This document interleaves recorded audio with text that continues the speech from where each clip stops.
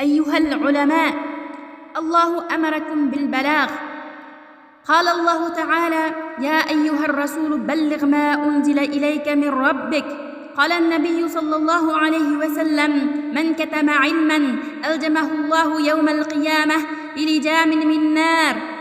إن الذين يكتمون ما أنزلنا من البينات والهدى من بعد ما بيناه للناس في الكتاب أولئك يلعنهم الله ويلعنهم اللاعنون.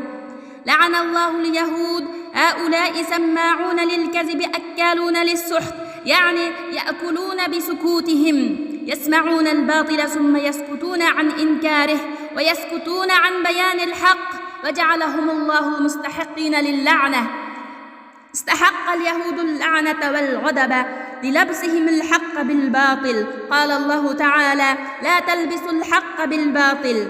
الأمانة التي جعلها الله في العلماء بيان الحق وعدم كتمانه.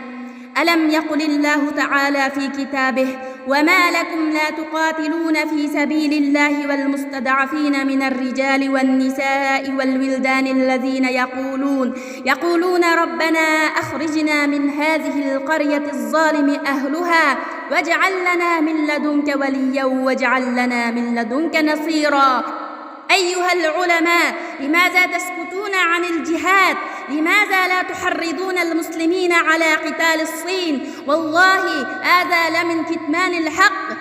بينوا الحق ولا تكتموا الحق، وحرضوا المؤمنين على جهاد الكفار. إلا الذين تابوا وأصلحوا وبينوا فأولئك أتوب عليهم وأنا التواب الرحيم. حرضوا المؤمنين على جهاد الكفار ولا تسكتوا.